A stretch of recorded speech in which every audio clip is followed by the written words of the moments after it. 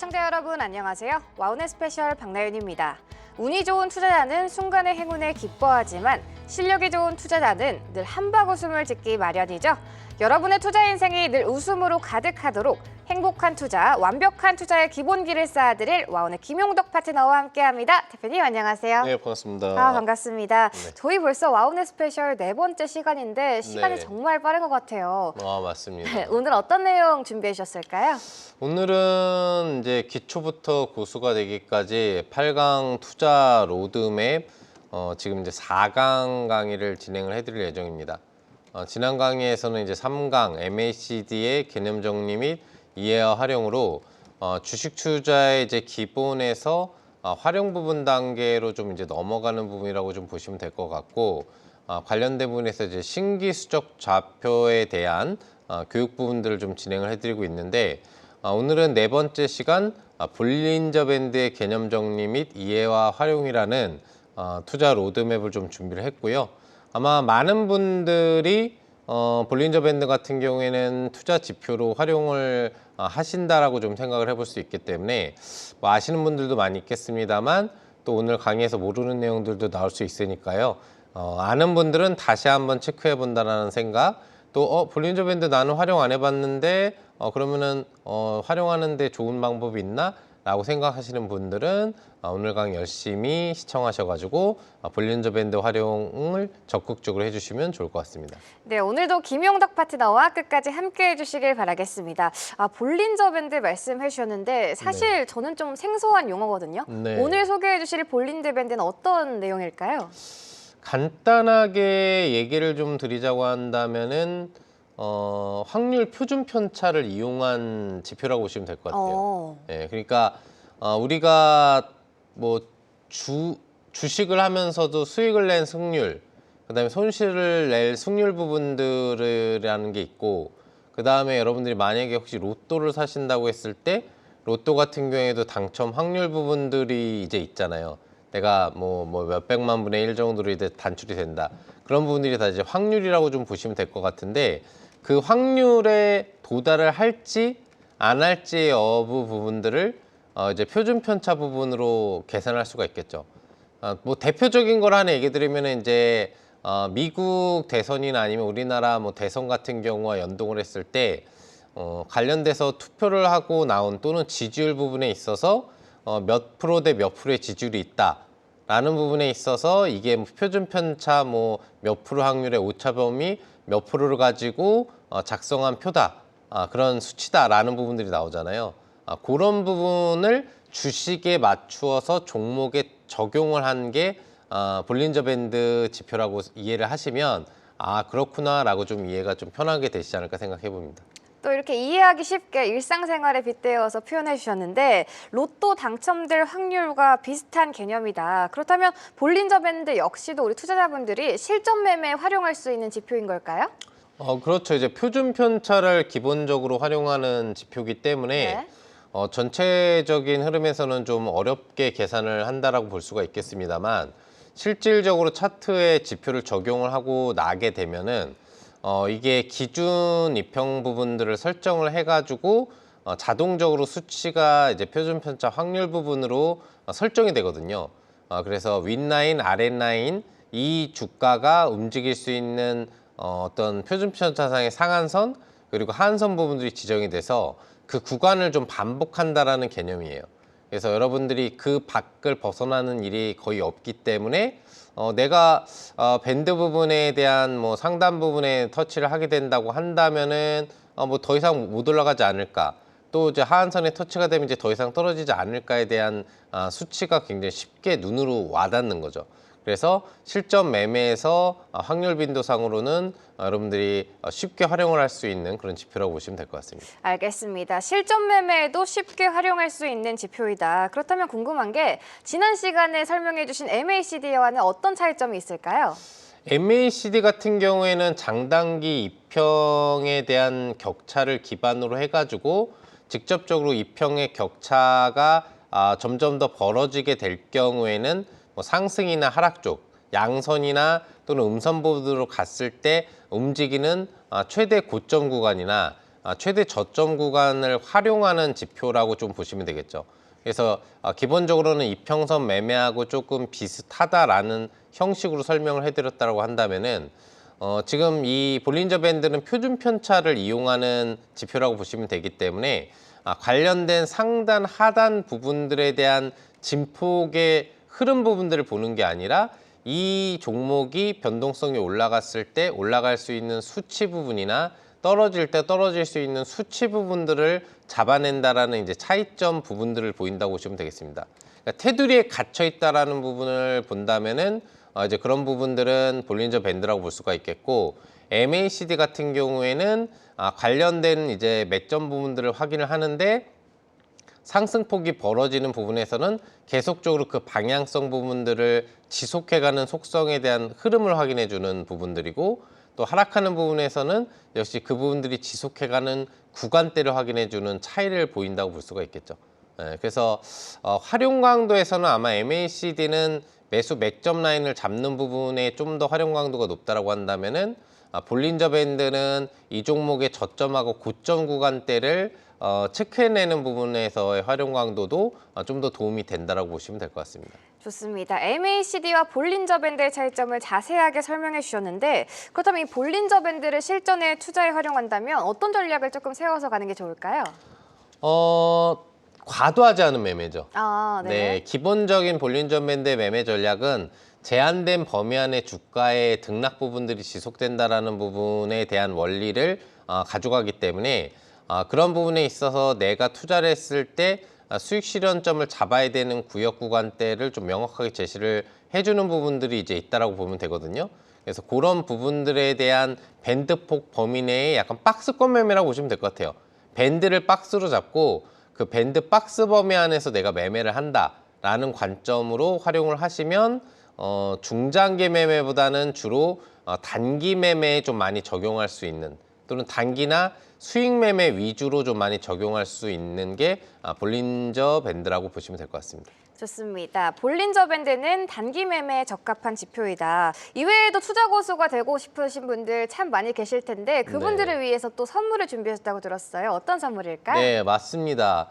지금 많은 분들이 신청을 해주고 계시고, 네. 상승 스탁이라는 무료 정보를 제가 제공을 해드립니다. 일주일에 이제 한 종목 정도씩 중장기적인 성장성도 가질 수 있고, 뭐 실적도 되면서도 기대치를 이제 추세상으로도 단기상으로도 같이 좀 기대해 볼 수 있는, 좀 우량하면서도 잘 움직일 수 있는 그런 종목들에 대해서 매주 한 종목씩 무료로 여러분들 확인할 수 있게 도와드리고 있는데요. 지금 선착순기에 놓치지 않게 신청해 주시면 좋을 것 같습니다. 이어지는 시간, 오늘은 김용덕 파트너가 신기술적 지표 볼린저 밴드에 대해 소개한다고 하는데요. 어떤 내용이 담겨 있을지 함께 만나보시죠.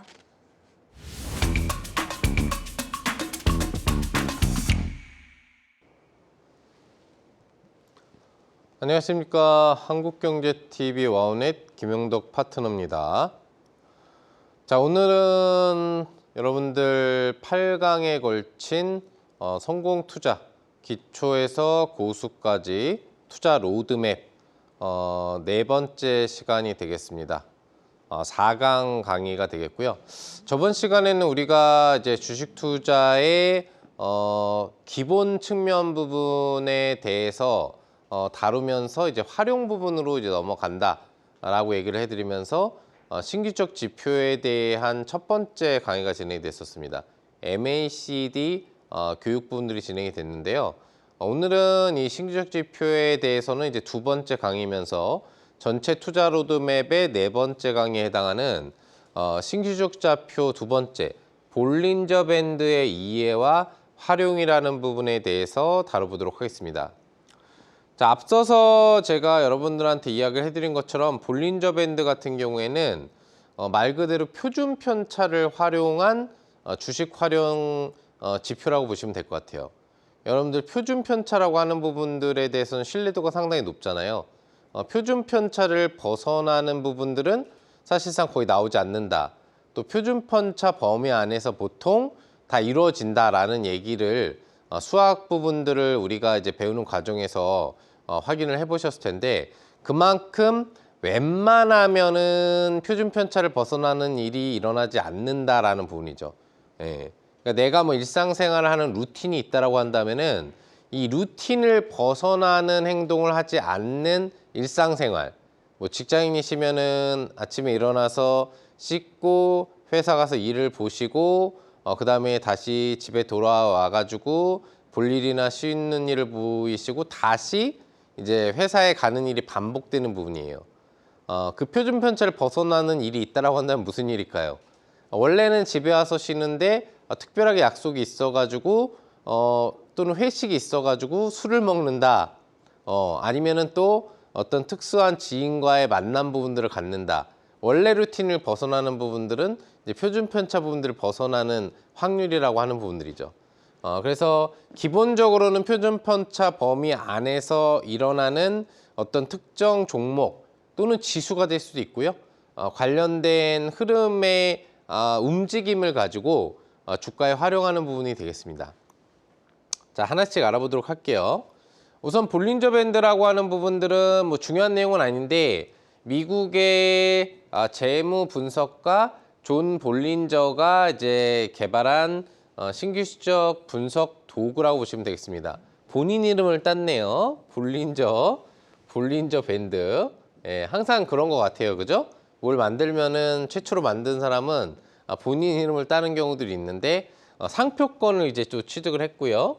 그래서 정식으로 이제 인정받았다. 우리가 사용하는 뭐 대부분의 모든 트레이딩 부분들의 차트의 지표 추가 부분을 확인해 보시면은 이 볼린저 밴드를 여러분들이 차트에 적용을 하실 수가 있다라는 겁니다. 오늘 강의를 잘 들어주신 다음에 여러분들이 이 지표는 나하고 좀 맞는 것 같은데 내가 활용하기 좀 쉬울 것 같은데 라는 판단 부분들이 드신다라고 한다면은 여러분들이 직접적으로 앞으로 투자에 활용을 해보시면 되겠죠. 자, 볼린저 밴드 우선 개념 부분에 대해서 우리가 알아본다라고 한다면 볼린저 밴드는 주가의 N일의 이동평균선이 위치할 구간에 대해서 신뢰 구간의 95%를 추정으로 표준 편차로 알려주는 그런 지표다라고 보시면 될 것 같아요. 95% 신뢰 구간이죠. 그러니까 굉장한 신뢰 구간이라고 좀 보시면 될 것 같고 보통 이 N일이라고 하는 부분들은 20일을 기본 설정을 합니다. 물론 이 수치는 바꿀 수 있어요. 내가 설정하는 거에 따라서 볼린저 밴드를 좀 더 타이트한 부분으로 보고 싶다라고 한다면은 이 기준 N일선을 10일 평균 이평선으로 바꿔도 되고요. 또는 내가 좀 더 넓은 폭 부분들에 대한 흐름 부분들을 보고 싶다라고 한다면은 뭐 이걸 갖다가 이제 62평, 122평 등등으로 수치를 바꾸셔도 상관은 없습니다. 다만 보통 바꾸지 않아요.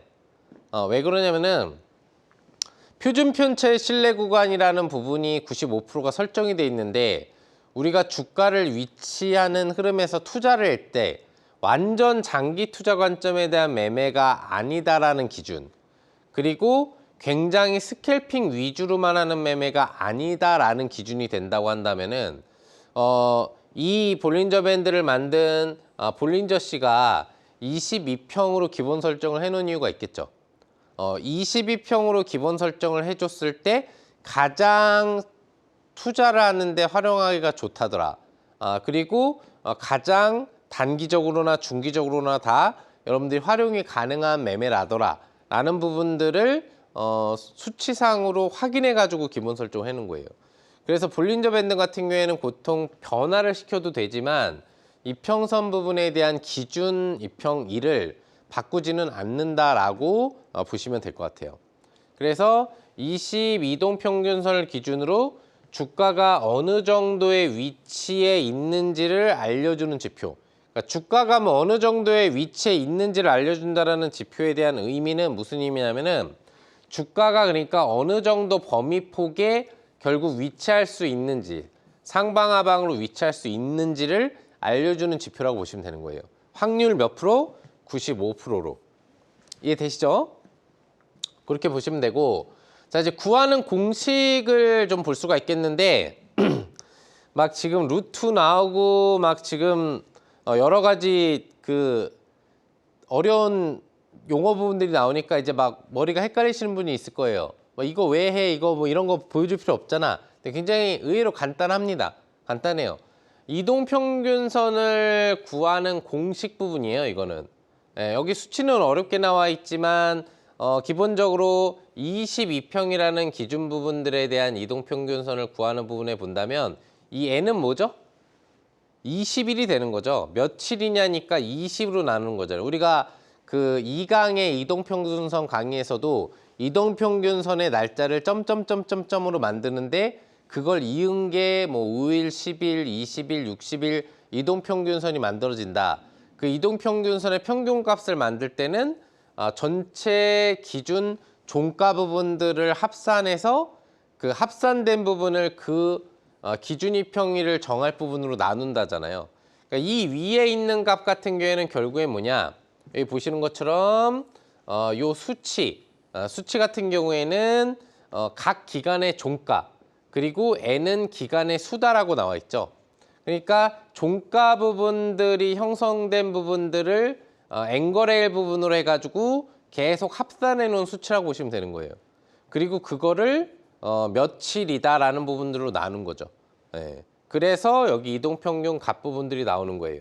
그래서 만약에 22평의 이동평균 값이 선으로 돼 있지만 이게 이제 수치 계산을 해가지고 이거 하나하나 지금 다 해볼 필요는 없으니까 5,000이라는 수치가 나왔다라고 했을 때 이제 표준 편차를 구하는 거죠.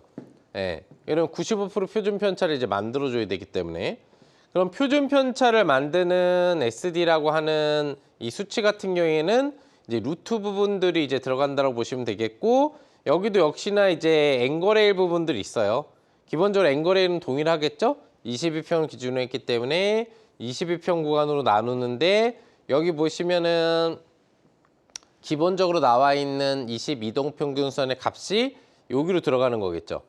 예. 그리고 P 값이 나오는데 이 P 값 같은 경우에는 이제 뭘 의미하냐라고 보면은 현재의 종가죠. 현재 계산을 하는 현재의 종가라고 보시면 될 것 같아요.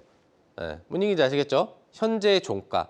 그 수치를 넣어서 이동평균선의 평균값을 빼고 이걸 제곱으로 했다가 20거래일로 나눈 다음에 루트로 다시 해가지고 수치를 계산해내면은 표준 편차 값이 나오는 거예요.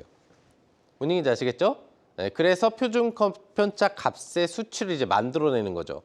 그러니까 이 P의 수치 부분들이 높으면 높을수록 어떤 수치가 나올까요? 나누는 수치 대비 기본적으로 표준 편차 값에 대한 강도는 높아지겠죠. 네, 그리고 이 P의 값이 낮아지면 낮아질수록 어떤 수치가 나올까요? 표준 편차의 값 부분들은 또 반대로 하락 부분을 해가지고 반전이 되는 수치가 나올 수가 있겠죠. 수치에 대한 이제 방향성 부분들이 변화가 나온다는 거예요. 그러니까 주가가 올라가고 있을 때는 이 이동평균선 값보다 P의 값이 높기 때문에 관련 부분에 있어서 수치 부분들이 이제 올라간다라고 보고 상승 추세를 주면서 볼린저 밴드 폭에 대한 흐름 부분들이 이제 벌어지는 흐름 부분들이 나오게 될 거고 관련 부분들에 대한 이 피해 수치 부분들이 낮아지거나 종가에 대한 수준들이 정체되는 흐름 부분으로 수치값이 작아지게 된다고 한다면은 이 볼린저 밴드 폭이 다시 줄어드는 흐름으로 바뀔 수가 있겠죠. 그래서 기본적으로는 이제 표준 편차 부분들을 만드는 거 왜 만드냐 하면은 앞에서 이제 상한선이나 하한선의 값을 정하기 위해서 그래요. 그래서 이동평균선의 값, 그 값을 이용해서 집어넣고 여기에서 기준 종가 부분들에서 22평 기준 값 부분들을 뺀 수치를 표준 편차 값에 의해서 만들어 주게 된 다음에 결국에는 상한 밴드선과 하한 밴드선을 이제 만든다고 보시면 되겠어요. 그래서 상한 밴드선 같은 경우에 구하는 공식은 아까 전에 다시 만들었었던 수치 기본 기준선 부분에 대해서 수치 부분들의 값을 이동평균선 22평 값 구간대로 집어넣고 그다음에 여기 보시면은 이제 시그마 값을 집어넣어 줘야 되는데 이제 K라고 표현했는데 이 K의 수치는 일반적으로 이제 2를 사용한다라고 보시면 될 것 같아요.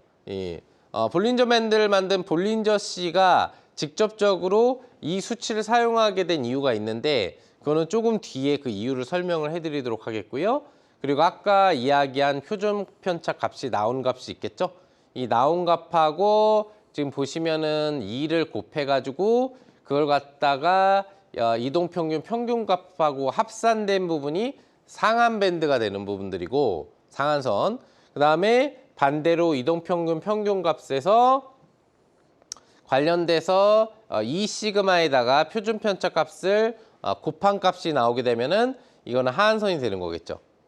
분위기 아시겠죠? 그래서 이동평균 값 자체가 중심선 라인으로 들어오기 때문에 여기에서 관련된 표준 편차의 시그마 이 값을 더한 부분들은 이 기본 이평선보다는 추가된 합산 수치가 있으니까 표준 편차 기대 확률 부분으로 올라가게 되는 거고 반대로 하한선 같은 경우에는 이 표준 편차 값을 시그마 기준거래일 2를 사용해서 빼주게 되니까 중심선 수치에 대한 22평 수준보다는 이제 낮아지게 된다고 보시면 되겠어요. 그러니까 이 폭에 대한 어떤 변화 흐름 부분들에 대한 수치는 아까 가장 기준이 되는 부분들은 이 표준 편차 값의 수치가 어느 정도가 나오느냐에 따라서 또 이게 상향되느냐 또는 하향되느냐에 따라서 밴드폭이 추가로 확대되느냐 아니면은 정체되거나 축소되느냐 여부 부분들이 결정이 된다고 보시면 될 것 같습니다. 이해되셨죠? 예. 그래서 계산 방식으로는 좀 어려운 부분들이 될 수 있어도 실질적으로 기본적으로 이 표준 편차 값을 만드는 원리는 이렇게 계산을 한다라고 보시면 되겠고요. 요거를 그냥 이제 간단하게 여러분들이 이해할 수 있게 넘어간다라고 본다면은 설정식이죠. 예. 사실 이것만 그냥 보여드려도 되는 부분인데 그래도 볼린저 밴드를 우리가 확인을 하니까 기본 계산 공식 부분들을 어떻게 설정해서 상한선 부분들을 표준 편차 값으로 설정하는지를 여러분들한테 얘기 드린 거고요.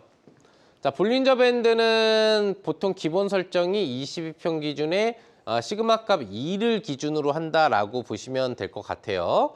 그리고 중심선이 당연히 뭐가 돼요? 네, 기준선이 되는 것은 22평 이동평균선이 되는 거죠. 이동평균선. 그리고 상한선은 아까 이야기한 것처럼 SMA 이동평균선 20 부분들을 기반으로 해가지고 표준 편차 값에다가 곱하기 시그마 값을 한 부분들을 더한 값. 반대로 하한선 같은 경우에는 22평 이동평균선에서 표준 편차의 시그마 값을 곱한 값을 뺀 거. 이 수치로 보시면 되는 거예요. 아까 거보다 이걸로 보니까 간단하게 이해가 편하죠. 우리가 직접 계산할 필요는 없거든요. 네, 저도 직접 계산을 막 이렇게 다 해가지고 루트 값을 만들어내고 계산을 안 했잖아요. 그거를 직접 이렇게 다 집어넣어가지고 하면은 계산을 해서 만들어낼 수가 있는데 복잡해요. 네, 가격 설정이 어떻게 됐냐에 따라서 이제 소수점도 나오고 그러다 보니까 여러분들이 오히려 이제 복잡하다라고 느낄 수가 있는 거고요. 볼린저 밴드는 상당히 세팅만 해놓으면 굉장히 좀 쉽게 다가갈 수 있는 그런 지표이기 때문에 요 부분들을 좀 더 집중을 해주시면 될 것 같습니다. 자, 그러면은 여러분들이 이제 왜 22평선 기준 부분들 그리고 시그마 값을 2를 기준으로 하냐에 대한 설명 부분들을 슬슬 드리기 시작할 건데 우선은 지금 앞서서 이야기를 해드렸을 때 제가 얘기를 해드렸어요. 중심선이라는 22평 기준선의 수치는 바꿀 수도 있다. 이걸 11로도 바꿀 수도 있고 60일로 바꿀 수도 있고 뭐 40일로 바꿀 수도 있고 120일로도 바꿀 수도 있다라고 얘기를 했어요. 이 수치를 바꾸게 되면 어떻게 될까요? 바꾸게 되면은 계산하는 표준 편차 값이 달라지겠죠. 네, 표준 편차 값을 구하는 공식은 똑같지만 기준일이 달라지기 때문에 적용되는 가격 수치가 완전히 달라지게 되죠. 그래서 기본적으로 중심선 수치에 대한 부분들을 수정을 해주게 되면은 상한선하고 하한선 수치가 완전히 기준 이평인 중심선의 수치에 따라서 달라지게 돼요. 네. 근데 실질적으로 이런 큰 폭 또는 작은 폭 부분들을 만들어낼 수 있는 단기평이나 장기평 수치로 가게 되면은 실제 여러분들이 기본 매매에 적용을 하는 데는 효과도가 떨어지기 때문에 거의 변경 부분들은 하지 않는다. 예. 근데 내가 뭐 이런 수치로 변경을 하고 싶다고 한다면 변경하면 변경된 밴드 값이 나오겠죠? 예. 상한 하한선 밴드 값이 나오게 되고 그리고 아까 전에 이야기해드렸던 대로 기본 설정식인 22평 기준으로 중심선을 대상으로 한다면 시그마 값을 2로 설정해야 되는데 왜 이걸 2로 설정해야 되는지에 대해서 여러분들한테 설명을 해드릴 거예요. 자, 시그마 값 자체를 2가 아닌 1로도 바꿀 수 있고요. 또는 3으로도 바꿀 수 있고 또는 그 이외의 수치로 바꾸고 싶다면은 바꿀 수도 있어요. 근데 바꿀 수 있는 빈도는 사실 1하고 3까지가 맥심이라고 보시면 돼요. 왜 그러면은 3값 이하로 넘어가게 되면 사실 표준 편차 값 자체에 대한 흐름이 거의 나오지를 않는다고 보시면 되는 부분들이고 그 다음에 1 이하로 떨어지면은 관련된 표준 편차 값 자체가 사실 확률 빈도상으로 거의 50 이하로 떨어진다고 보시면 되는 거예요. 예. 그렇기 때문에 실질적으로 적용될 밴드 의미가 없어지는 거죠. 그리고 3 이상으로 변경되면은 기본적으로 표준 편차값 100 부분에 대한 수치에 대한 초과 강도 수준이 나올 수가 있기 때문에 그런 부분들에 대해서는 실질적으로 거의 밴드 폭을 활용하기가 어려워집니다. 예. 그래서 1이나 3으로 변경 시에는 밴드 구간이 급격하게 좁아지거나 아니면은 또는 넓어진다. 예, 좁아지거나 아니면 넓어진다. 그래서 실제 볼린저 밴드를 활용하는 의미가 상당히 많이 떨어진다라는 거예요. 예, 그래서 그런 값으로 변경을 하는 게 아니라 이 볼린저 씨가 얘기를 했듯이 시그마 값은 그냥 2로 해놓는 게 낫고 차라리 2평 기준을 22평이 아닌 뭐 10일이나 아니면은 또 이제 뭐 40일이나 이런 식으로 요 정도 선에서는 여러분들이 바꿔서 적용 가능해요. 그리고 60이나 122평선 기준으로 하는 것도 별로 사실 추천드리지 않는다라는 거죠. 예, 어차피 극장기 투자 관점의 매매가 되는 거기 때문에 실제 여러분들이 활용하는 강도가 많이 떨어집니다. 그리고 실전 매매에서 여러분들이 이 지금 표준 편차 값을 적용해서 사용 될 때 좁은 밴드 폭 부분에서 상한선 부분들이 변동성이 나오게 될 경우, 그러니까 주가 변동성이 나오게 될 경우에는 이탈 부분에 대한 흐름에 대한 속도가 좀 증가를 해주게 돼요. 그러니까 밴드 폭이 좀 좁은 상태. 그러니까 실질적으로 표준 편차 값이 얼마 안 나고 주가의 이 중심선에 대한 22평 대비 주가의 이제 진폭이나 가격 변동이 적은 거예요. 앞서서도 제가 뭐 MACD 교육에서도 얘기를 해드리고 이평선 교육이나 이런 거에서도 얘기를 해드렸다시피 기본적으로는 주가의 변동폭이 작으면 어떤 수치 부분들이 한 곳으로 모여서 간다고 했죠. 일자가 나오기도 하고. 그러니까 볼린저 밴드 같은 경우에도 밴드 폭에 대한 표준 편차를 이용하지만 그 표준 편차의 비율이 굉장히 줄어들기 때문에 실질적으로 주가의 변동 부분들이 굉장히 작아진 상태에서는 밴드폭 상한선이 좁아지기 때문에 조금만 주가 변화가 상하방으로 나와도 밴드폭 이탈 부분들이 굉장히 증가를 해주게 된다는 거죠. 그걸 이용한 이제 매매법 부분들도 이제 있는 거고요. 그다음에 넓은 밴드폭 부분들을 활용하게 되면은 이 터치 비율이 줄어들어요. 예, 터치 비율이 줄어드는데 이럴 경우에는 이제 상한선이나 하한선에 도달을 하는 경우들이 별로 나오지 않게 되죠. 예. 그게 어떤 부분에서 현상이 나오느냐? 시그마 값 자체를 갖다가 1을 사용해서 할 경우에는 이런 경우가 많이 발생을 해요. 예. 정상 22평 2 시그마 값을 할 경우에 이런 좁은 밴드가 나오면은 실질적으로는 그 이탈 값을 활용하는 특수 매매가 있기는 한데 시그마 값을 1로 활용을 하게 되면은 밴드 폭이 좁아지기 때문에 관련돼서 상한선 하한선 돌파나 이탈이 굉장히 이제 그 구간 밴드 이탈이 많이 나오게 된다는 얘기죠. 예. 이탈이 나오면은 매매 대응을 보통 해주는 부분이나 아니면 매수 대응을 해줘야 되는 부분들이 이제 밴드폭 매매라고 보면 되는데 거기에 대한 확률 강도들이 상당히 좀 떨어지게 된다는 부분이고요. 그 다음에 시그마 3 수치를 하게 되면은 밴드폭이 자연스럽게 넓어지겠죠.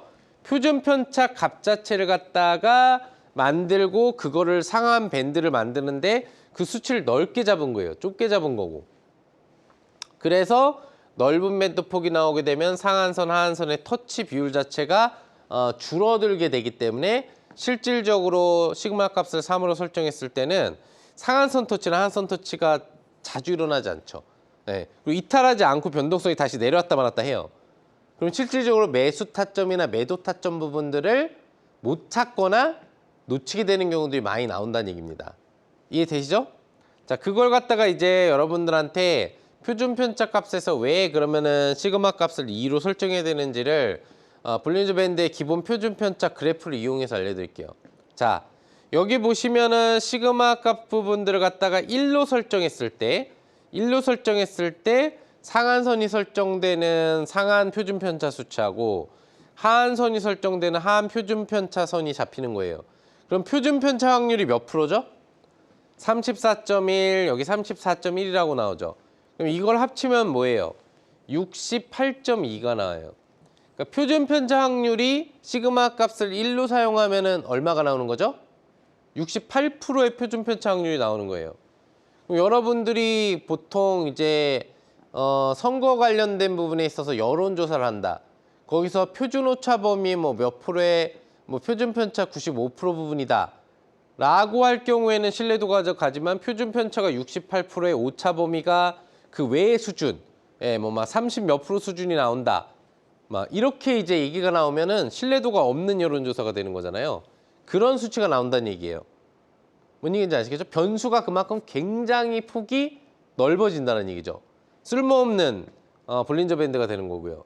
그리고 여기 보시면은 이 시그마 값을 양 그리고 부분으로 나오게 되면은 13.6%의 표준 편차 값이 더 생기게 되는데 이러면은 이제 95% 정도 수준의 신뢰도를 갖는 표준 편차 값이 나오게 됩니다. 68.2에서 지금 27.2를 더한 거죠. 그러면은 95.4가 나와요. 그래서 95.4, 정확하게는 95.4인데 95%의 표준 편차가 나오게 되는 거죠. 그러면은 이 밴드폭을 벗어날 확률이 종목 기준으로는 5% 수준 정도밖에 안 되는 거죠, 상하방. 그러니까 이런 일은 별로 벌어지지 않는다라는 거를 우리가 생각을 해볼 수가 있는 거죠. 그리고 만약에 시그마 값을 3으로 사용하면 어떻게 되느냐? 어떻게 돼요? 추가적으로 여기 보시면은 2.1씩이 더 늘어나게 돼요.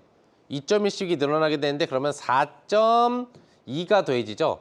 그러면 95.4에서 플러스 4.2를 더하는 거예요. 얼마죠? 99.6이 나와요.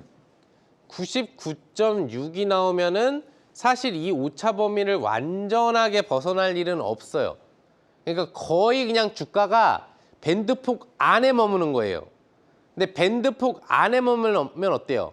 볼린저 밴드는 상한선, 하한선을 활용한 매매를 하는 거잖아요. 중심선 대비 상한선 터치나 하한선 터치 부분들을 활용해서 매수 매도 부분들을 판단하는 게 기본 전략이 되는 건데 여기를 터치할 일이 거의 없어지는 거예요. 없어지게 되면은 매수 타점도 매도 타점도 잡을 수가 없겠죠? 밴드폭이 그만큼 넓어진다는 얘기니까. 그래서 표준 편차 신뢰도를 3으로 적용하면은 거의 최대 신뢰도 100% 근접 수준에 대한 흐름 부분들이 나오게 되는데 이럴 경우에는 상한선 터치를 거의 경험하기가 어렵다. 그러니까 밴드 자체가 무의미해지는 거예요. 볼린저 밴드가. 그리고 여기를 또 다른 걸로 적용할 수 있죠. 마이너스 4시그마로 적용할 수도 있고 플러스 4시그마로도 적용할 수 있죠. 수치는 굉장히 미세하게 늘어나지만 결국에는 99%에서 이제 100%로 가는 수치 구간대로 이제 나오게 되는 거예요. 그리고 뭐 더 이상 이제 나오지 않는 부분들이 형성이 되겠죠. 그러면 밴드폭은 더 넓어지면서 아예 터치 부분들이 나오지 않는 수치 흐름이 이제 나올 수가 있는 거죠.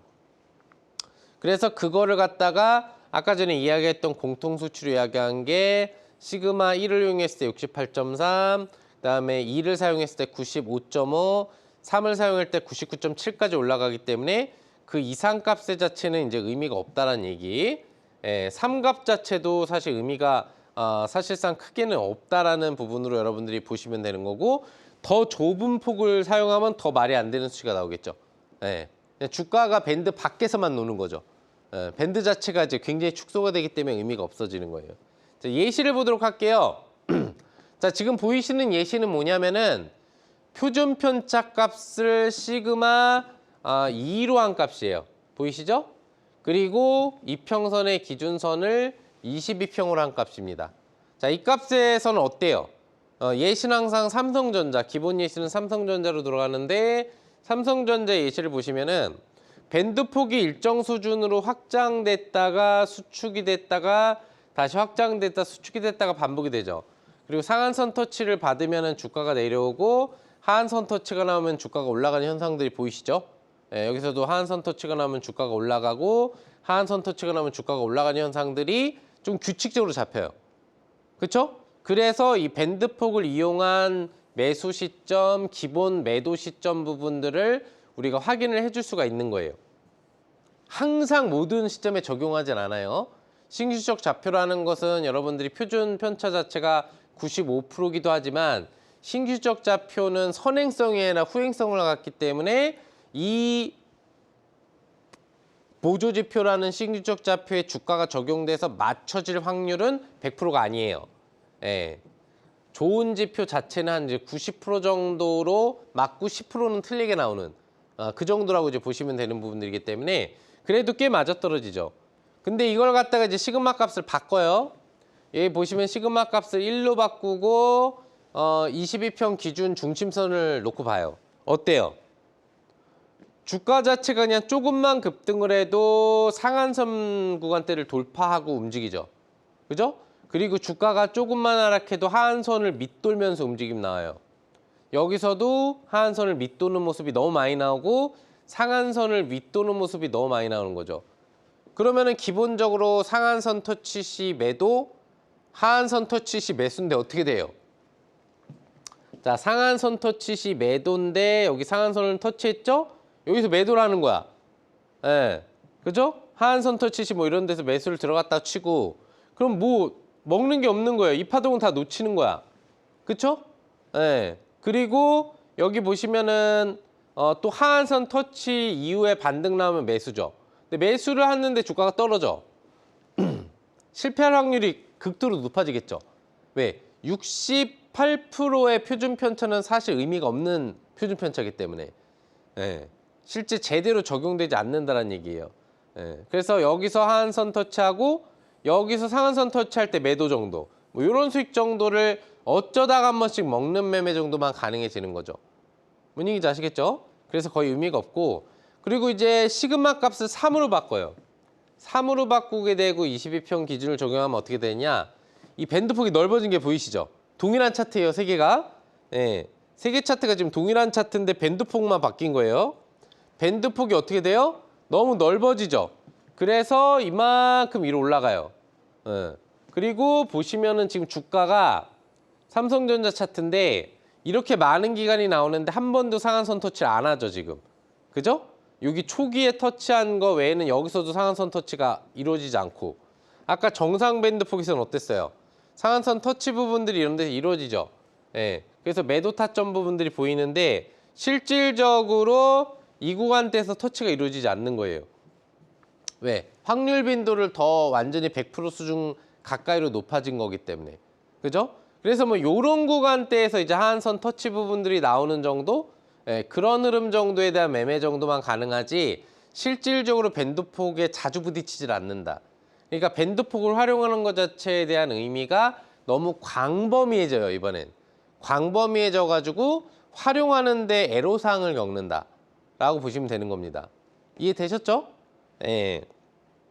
그래서 기본 22평 기준의 중심선을 잡고 시그마 값을 2로 95% 표준 편차를 잡아서 볼린저 밴드는 원래 설정돼 있는 대로 바꾸지 않고 하는 경우가 가장 이상적이고요.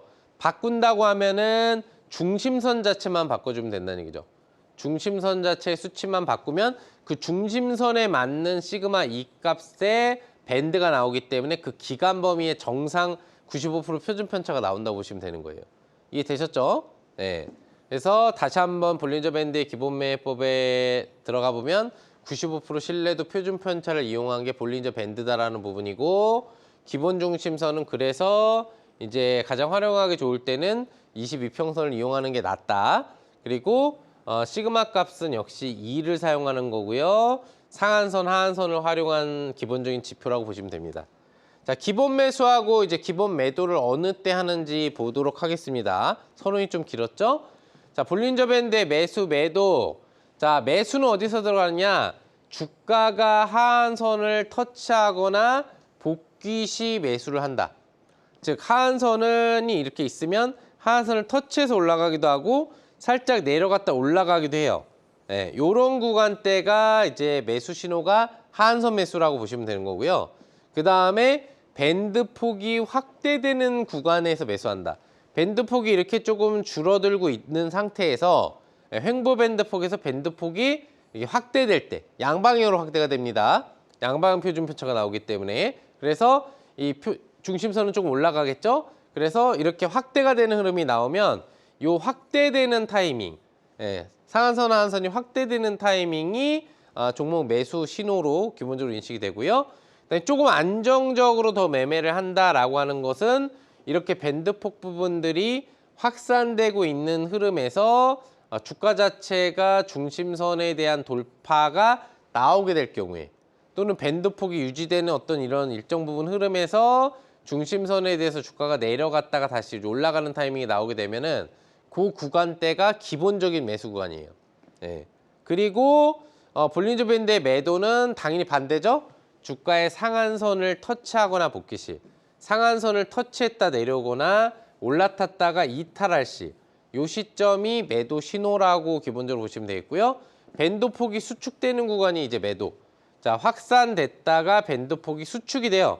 수축이 되면은 중심선이 올라가고 있지만 주가가 상승 탄력을 주다가 정체되고 있다는 얘기거든요. 정체되고 있으면 밴드 폭이 줄어들어요. 표준 편차 값이 떨어지기 때문에 95% 확률 표준 편차 값이 떨어지기 때문에 밴드 폭이 이제 감소를 하게 되는데 요 밴드 폭이 감소를 하게 되는 구간대가 매도 시점이 또 됩니다. 두 번째. 세 번째는 역시 마찬가지로 주가가 이제 중심선 매매를 했을 때 중심선 구간대를 이탈하는 흐름이 나오게 되면은 그때가 이제 매도 신호라고 이제 보시면 될 것 같습니다. 자, 예시를 좀 볼게요. 예시를 보면은 아까 전에 지금 22평 2 시그마의 기본값입니다. 여기서 매수 신호가 들어올 수 있는 구간을 하한선을 터치했다가 다시 복귀할 때 매수 부분들이 들어가는 거죠.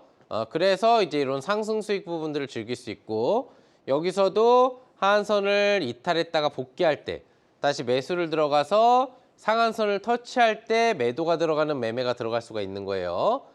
그리고 여기도 보시면 하한선을 터치했다가 주가가 다시 복귀할 때 매수를 들어가면서 이제 기본적인 매매가 가능하다는 점을 알 수가 있겠고요. 중심선 매매 같은 경우에는 이런 중심선 구간대에 대한 돌파들이 나올 때 나왔다가 중심선 매매는 이탈되면 다시 매도를 해줘야 되는데 중심선에 대한 돌파가 나올 때 매매를 하게 되면은 중심선에 대한 재이탈이 나오기 전까지는 홀딩이에요. 그러니까 중심선 매매는 말 그대로 중심선 기준으로 가면 되는 거예요. 중심선 돌파가 나왔을 때 들어가면 중심선이 이탈될 때 매도를 하는 게 좀 더 이상적이다 라는 부분이고요. 아까 전에 이야기한 것처럼 밴드폭이 유지되다가 밴드폭이 벌어질 때가 매수 신호가 된다는 얘기죠. 요때가 이제 매수 신호가 돼서 주가가 올라가죠. 그 뒤에 밴드폭이 벌어지는 부분으로 매매를 할 때는 어떻게 되는 거예요? 밴드폭이 수축하기 전에는 유지를 하면 되죠. 밴드폭이 수축하는 구간대가 어디예요? 여기죠? 이 라인 때 하한선이 수축하기 시작하죠. 상한선은 올라가고 있지만 요 구간대에서 이제 매도를 하는 거예요. 그러니까 매매는 어떻게 보면은 복합적으로 하는 것보다는 한 가지를 적용하는 게 나아요. 중심선이면 중심선 매매, 밴드폭 매매면은 밴드폭 매매, 그 다음에 상한선 매매는 상한선 매매 위주로 하면 되는 거예요. 그걸 교차하게 되면은 애로 사항이 좀 나온다는 거죠. 두 번째 예시 보면은 여기 보시면은 하한선 터치 후에 반등이 나오게 되면은 이렇게 쭉 올라가서 상한선 터치 시 매도. 아까 봤던 거하고 비슷하죠? 여기도 이제 마찬가지고요. 그리고 나서 여기서 이제 중심선 이탈이 나오게 되면은 하한선을 계속 터치를 하죠. 그리고 나서는 이제 주가가 떨어지는 그런 부분들이 이제 형성이 되는 부분들이 나타나게 되겠고요. 다음 예시 부분들을 또 본다라고 한다면은 여기 보시면은 하한선 터치가 나오죠. 그런 반등 매매 부분들이 나오게 되고, 여기서도 이제 하한선 터치 후 반등이 나오게 되면은 반등 매매 부분들을 볼 수 있죠. 또 밴드폭 벌어지는 부분에 대한 매수, 여기도 밴드폭이 줄어들었다가 벌어지는 부분에 대한 매수 부분이 나오죠. 중심선 이탈했다 중심선 복귀하면은 매수하는 매매 패턴도 보이고요. 여기도 중심선 돌파가 나오면은 매수하는 매매 패턴, 중심선에 대한 이탈이 다시 나올 때까지는 홀딩하는 매매 영역으로 보시면 되겠습니다. 자, 다음 예시 부분들을 보면은 역시나 여기 하한선 터치 이후에 반등 나오면은 상한선 돌파 나왔다가 이탈될 때 매도하는 부분들, 또는 중심선 돌파가 나오면은 중심선 이탈하는 구간대에 대한 매도 부분들, 밴드폭이 벌어지는 부분에 대한 매매도 이런 구간대에서 이제 적용이 되죠. 여기도 밴드폭이 이제 벌어지는 매매에서 수축하기 전까지의 매수니까 요 구간대에 매수를 들어갔다가 요 구간대에 매도를 들어가는 이런 식으로 이제 매매 전략을 잡아가시면 되는 부분들이 되는 겁니다. 여기도 한선 이탈 후 돌파가 나오니까 보시면 상승력을 이제 활용하실 수가 있는 부분들이 되고요. 자, 볼린저 밴드에는 특수 매매가 있어요. 근데 사실 어떻게 보면은 볼린저 씨는 이거를 좀 더 노리면서 볼린저 밴드를 만들었다고 보시면 되는데, 특수 매매에는 세 가지 조건이 있어요. 주가가 박스권을 유지하다가 밴드 폭에 대한 상한선 부분들, 그러니까 그 박스권이 계속 유지가 되면은 밴드 폭에 대한 상한선 매매를 계속 반복을 하면서 단타를 칠 수 있는 매매가 되겠고요. 그 다음에 주가가 점진 반등 시에는 상한선이 동시 상향되는 중심선 매매가 가능해지는 경우가 있고요. 추세형 상승 캔들에서. 그리고 주가가 급변동 시에는 이 밴드폭 부분들을 추세 이탈하는 상방이나 하방 신호가 나오는데, 상방에서는 5% 확률 표준 편차를 이용한 급등주 매매가 가능하고요. 밑으로 이제 이탈되는 것은 공매도로 활용할 수 있는 매매가 가능하다라는 점입니다.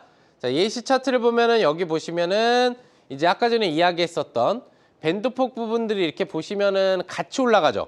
네. 보통은 벌어졌다가 수축되는 경우들이 있는데 이렇게 같이 올라가요. 두 가지 예시를 같이 볼 수 있는데, 그러면 중심선 매매가 가능한 거예요. 추세형 상승이 계속 나오는 거니까. 예시는 역시 삼성전자입니다. 그리고 밴드폭이 여기 보시면 이제 줄어들어 있죠.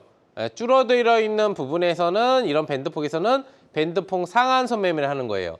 밴드폭이 벌어지지 않으니까 짧은 단타 부분들을 한다고 보시면 되는 부분들이겠죠. 두 가지 예시가 이 한 자료에서 나오고요.